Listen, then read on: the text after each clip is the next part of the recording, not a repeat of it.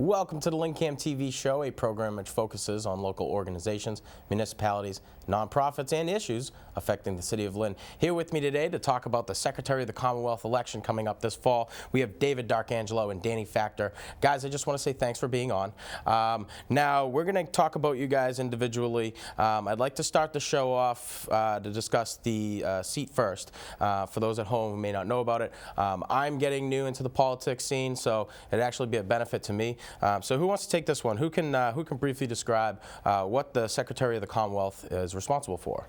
Sure, I can take that and leave plenty of time for Danny as well. Thank you, Lynn, for allowing us to be here today. My name is David D'Arcangelo, and so the primary responsibilities of the Secretary of the State's office is you're the chief election officer for the state, which means you run all of the you oversee all of the local municipal elections, you run all of the state elections, and then you oversee and run all of the federal elections throughout the Commonwealth. So there's pretty much an election every year. You got to do at least 1 or 2 elections every year, and then all the special elections. And so that's a very important position, being the chief elections officer for the state.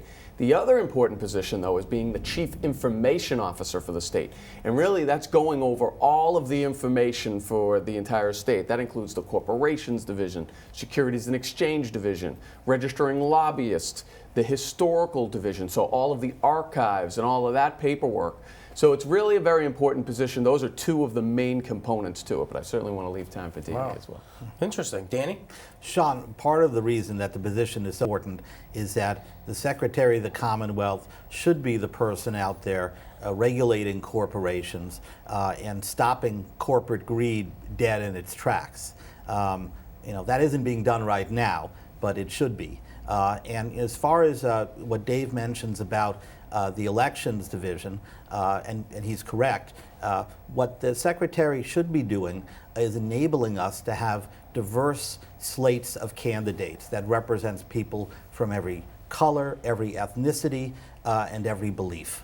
How else would democracy work? I mean, it's tough when you got 2, because then you could always have that dreaded 51-49 split, and you've only got 2% that say yes and not 2% that say no. Democracy doesn't work that well. So that's a very interesting point. It's definitely one of the reasons that caught my eye while I was doing my research too.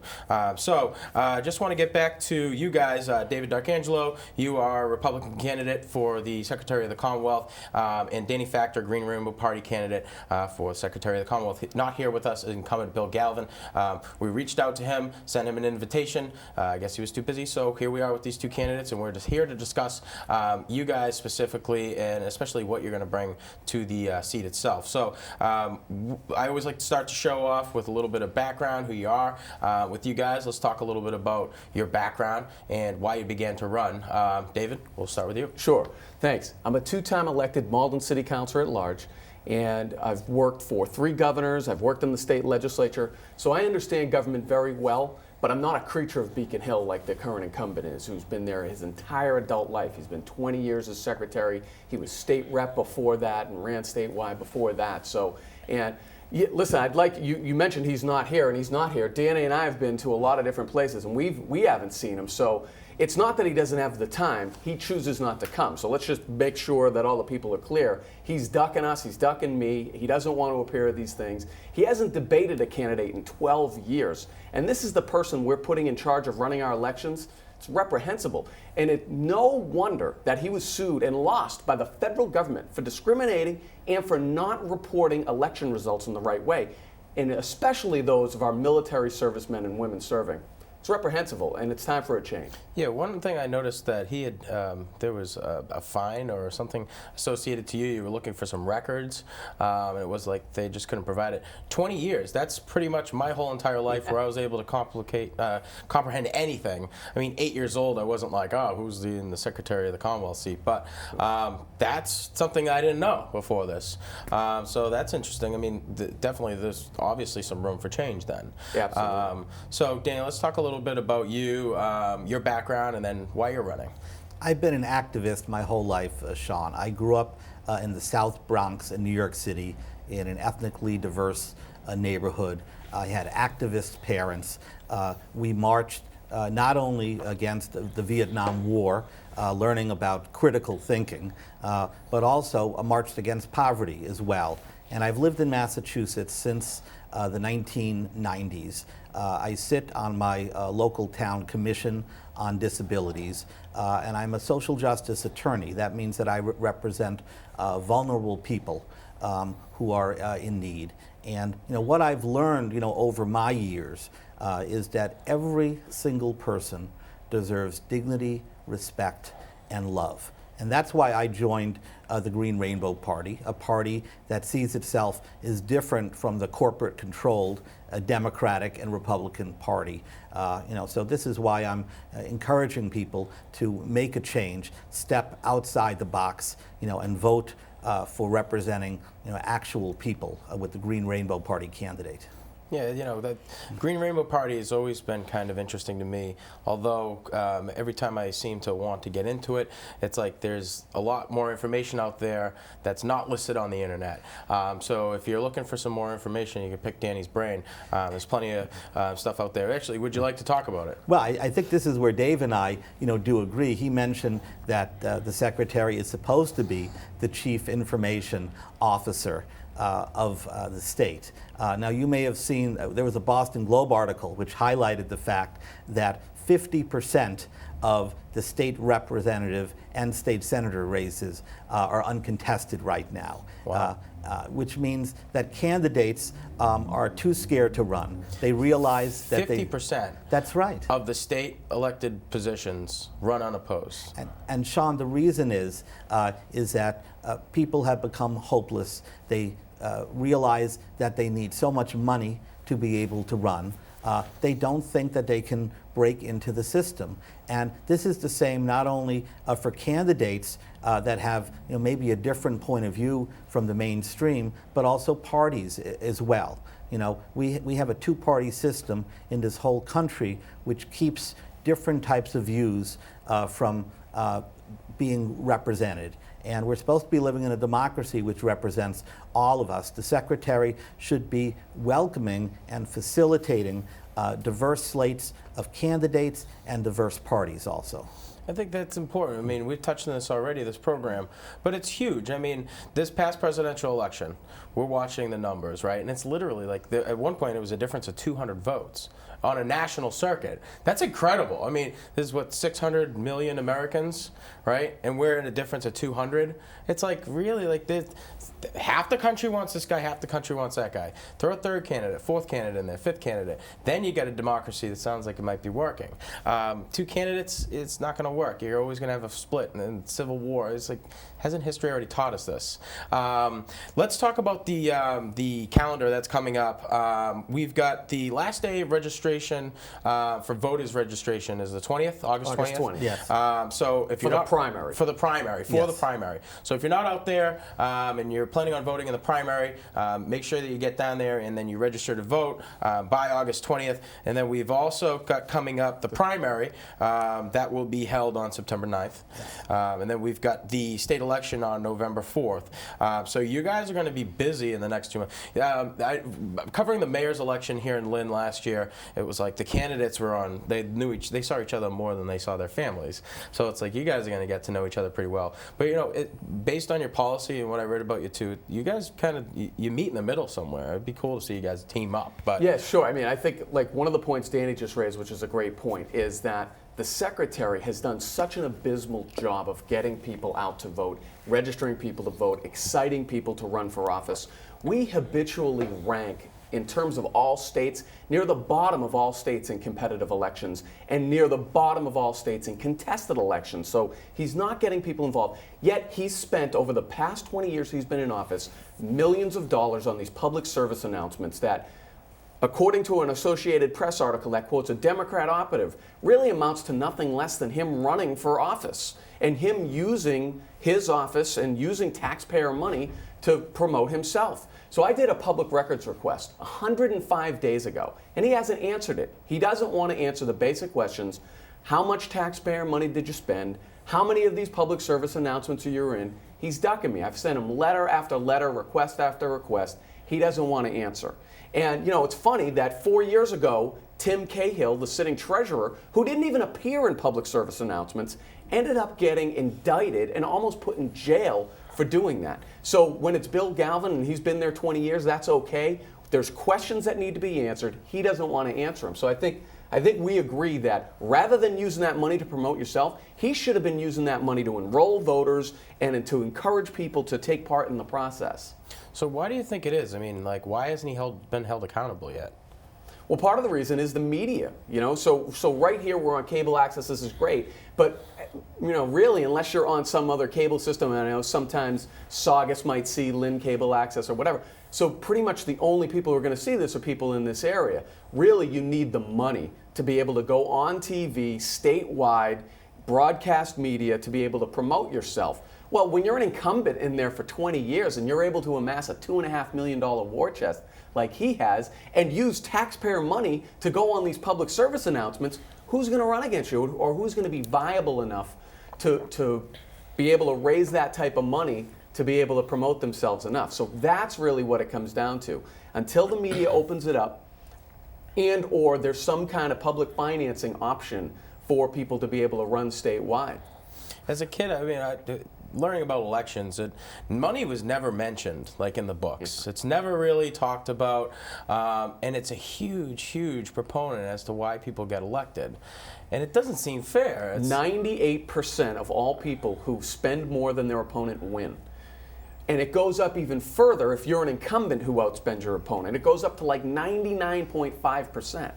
So the system is not encouraged to change over. Now, I have a set of reform policies that would eliminate the ballot order as it exists now, and it would have a random ballot order. Right now, when you walk into the ballot box, the people who are incumbents are listed first, and the letter I is next to their name as incumbent. I would do away with that.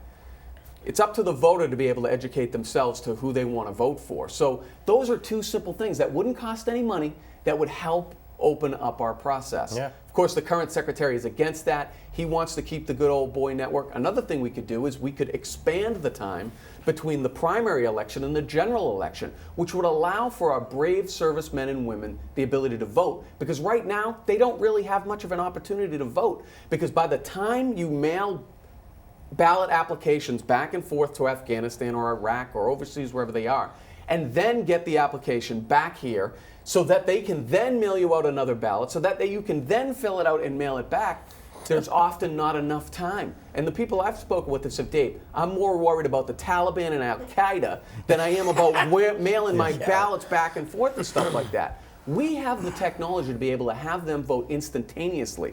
I've put together a process to be able to do that and showed that it can work.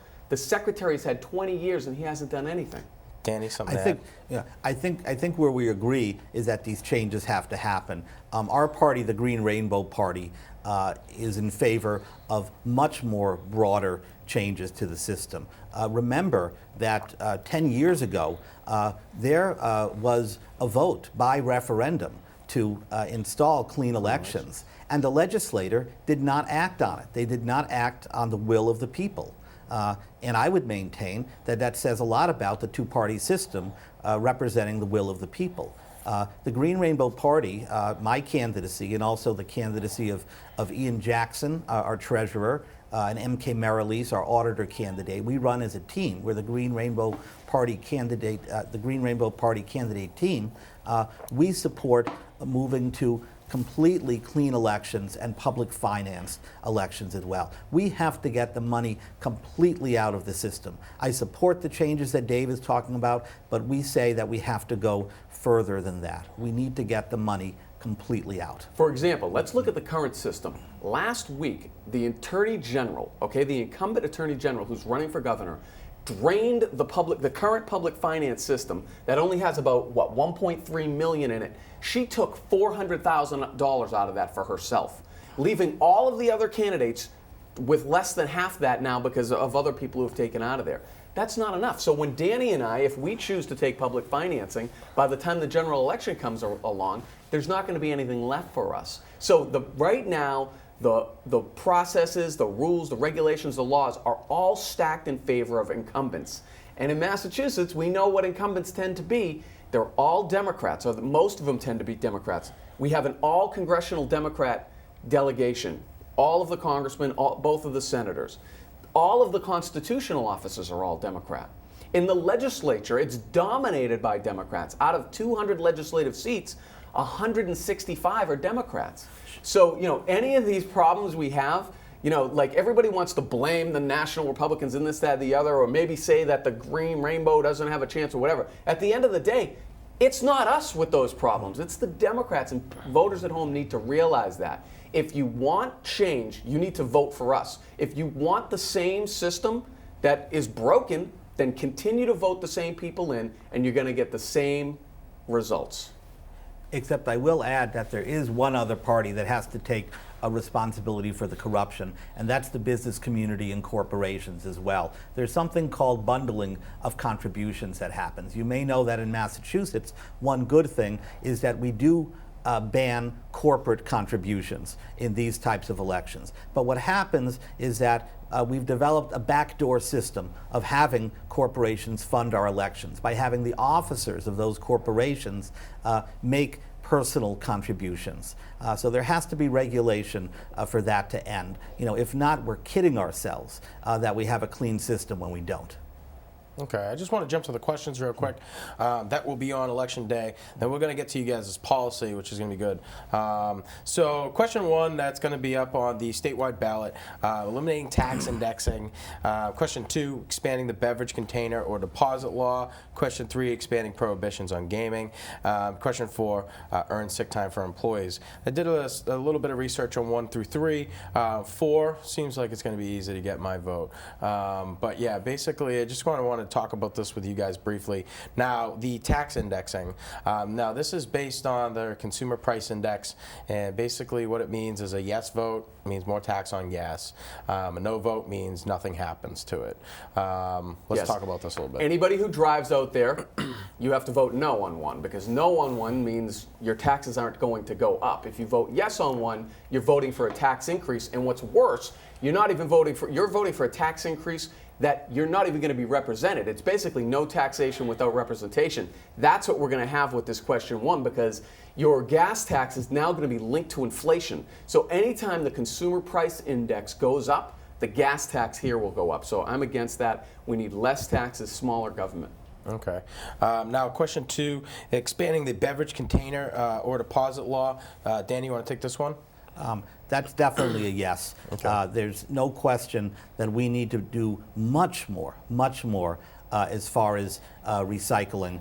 We have a climate change problem. We have a crisis right now in our environment, and we're doing very, very little about it. I would go further. I would certainly vote yes, but I would go further to this bill and point to towns such as Concord, Massachusetts, that have banned the use of single-serving bottled water as well.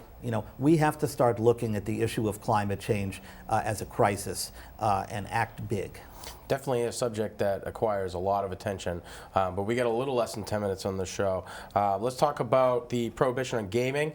David, we'll give this one to you. Yeah, sure. So I think that the current system that we put in place, we at least need to see it through and see what happens with it, because for us to now say no, after all the work that's been done, after all the angst that's been had in all these different pockets of the state, I really think that we need to see this through, see what's going to happen, let the licenses be awarded, and then we can revisit it at a point in the future, 5 years or whatever, if it's not working out.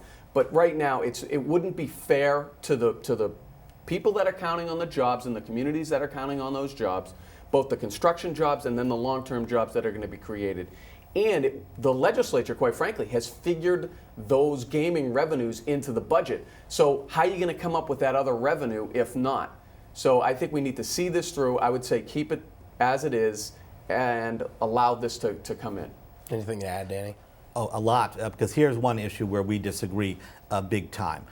We encourage a vote for yes. The Green Rainbow Party believes that casinos are job killers. They are property value killers, and the studies have shown as well.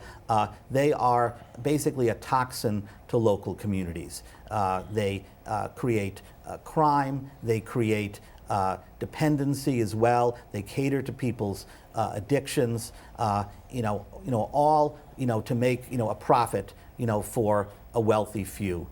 So casinos, are not good for Massachusetts. There are healthier ways to be able to build strong local communities. Okay, I can agree with you on that one. So let's talk about the last question: earned sick time for employees. Who wants to take this one? Anybody? Sure. So, I think. Good. Oh, I think we both can. Yeah. So Yeah. I think this is going to hurt small business bad, and I don't think we should do this. I think we should keep the current status quo, work with the business community.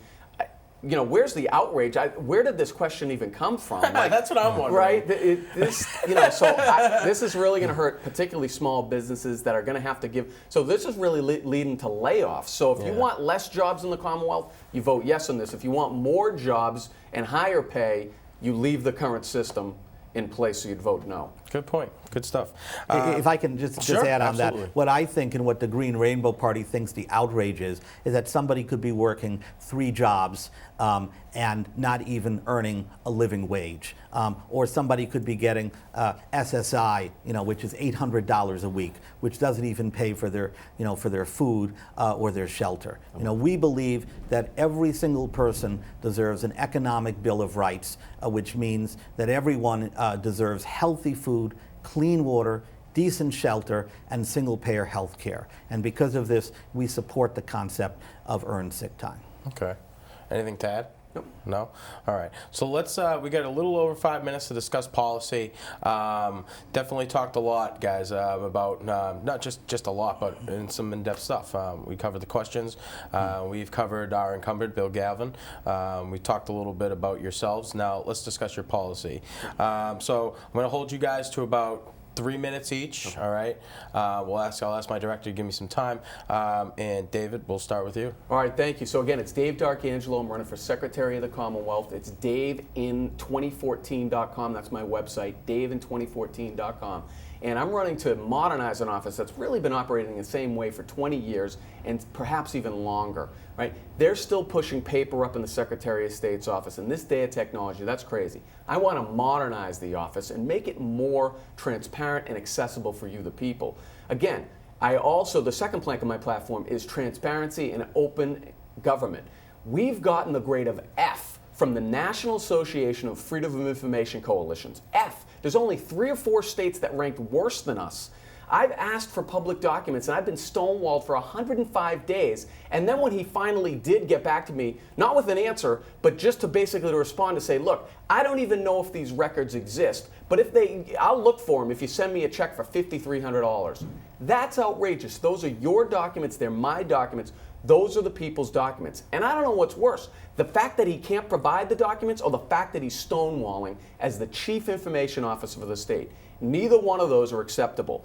That will not happen as your next Secretary of State under my leadership. Under my leadership, I will modernize the office, put things online, allow our brave servicemen and women to vote overseas, electronic balloting, and open up our public records. They're your records. I'm an elected official already. I know that when you elect me, you're the boss. I'm your employee at that point. Unfortunately, the current secretary does not think that way. He spent his entire adult life on Beacon Hill. He is now an entrenched political insider. He's not campaigning. He's ducking us. He doesn't go to any of these forums, any of these debates. Nowhere has he been seen, and he just rests on his laurels all the way. Well, you know what? It's time for a change. If you want more of the same cover-ups coming out of the NSA and the IRS and all the problems in Washington and Beacon Hill, then vote for him. If you want change and you want somebody who's going to be responsive and listen to you and open your government up, then I'm asking for your vote. It's Dave Darkangelo, davein2014.com. Thank you very much. Good job. Danny? Well, again, I'm Danny Factor. I'm part of the Green Rainbow Party candidate team, consisting of myself for Secretary of the Commonwealth, Ian Jackson running for Treasurer, and M.K. Merrilees running for Auditor. We're running as a team, but the team isn't just us. It includes us, everyone who is for us, all of the voters, and all of the people of Massachusetts. And that's the way that we have to start acting as a Commonwealth. Now, where I come from, as I mentioned, is a philosophy that every single person deserves dignity, respect, and love. And that doesn't matter according to your race, according to your ethnicity, whether or not you have a disability, whether you are an immigrant, documented, or undocumented, or if you're a prisoner or free. Every single person matters. We support an economic Bill of Rights that guarantees every person the right to healthy food, clean water, decent shelter. That means an end to foreclosures in Massachusetts, which can be done. It's been done in other places where Green Rainbow Party candidates have been elected, and also single-payer health care, which will save the Commonwealth $9 billion and will also provide adequate health care for every person in Massachusetts. We also believe that we need to have a Green New Deal, which would be a revolution in change as the way we take care of our environment. We only have one planet that we have, and we need to be able to make sure that climate change is stopped dead in its tracks, just like the Secretary's office should be stopping corporate greed as well. So I want to thank you very much. I want to thank Dave for being here. I want to thank you for having me, the people of Lynn as well. My website is electfactor.org, www.electfactor.org, and the Green Rainbow Party website is greenrainbow.net. Thank you very much. Guys, thank you. I just want to say it was awesome having you on the program. I think this is a great informational piece for all of our voters out there in Massachusetts. Just want to recap the calendar quickly. We've got the last day for voting for the state primary is August 20th, so get out there to register. Yes. Last day to register to vote for the primary, August 20th. The primary is going to be held on September 9th, and then we've got election day on November 4th. November 4th. That's the big one. 11-4-1-4. 11-4-1-4. Everybody knows that much. So I just want to say, guys, thanks again for coming on the show. I wish you the best of luck. You've got a big couple of months coming up. That's it for the LynnCAM TV show. From the studio here at LynnCAM TV, I'm Sean Donahue, wishing you all the best.